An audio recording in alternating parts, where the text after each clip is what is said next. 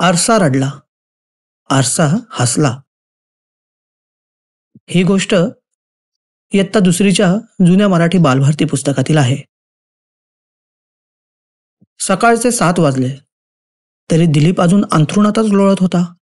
आई सारखी हाक मारत होती, दिलीप उठ बाळ, शाळेत नाही का जायचं? पण हूं की चू न करता दिलीप झोपूनच राहिला होता. शेवटी आईने येऊन त्याचे पांघरून ओढले.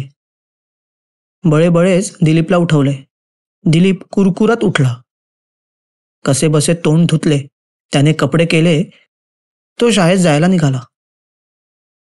जाता जाता सहज म्हणून जिन्याजवळच्या आरशात त्याने डोकावले. तो काय चमत्कार! आरसा चक्क रडायला लागला. रडता रडता म्हणाला, दिलीप, काय रे तुझं हे ध्यान? मी कसा स्वच्छ आणि सुंदर, पण तुझ्या या अजागळ रूपानं माझं निर्मळ अंग देखील घाणेरडं करून टाकलंस. बघ तरी आपलं रूप एकदा. दिलीप आपले रूप आरशात पाहू लागला. डोळ्यांची घाण तशीच होती. नाकाला काळे लागलेले होते. डोक्यावरचे केस विस्कटलेले होते. दोन्ही हात शाईने बरबटलेले होते. सदरा चड्डी मळलेली होती. गुंड्या तुटल्या होत्या. वहाणेचा अंगठा लोंबत होता. आरसा रडत रडत म्हणाला, पाहिलंस तू तुझं रूप?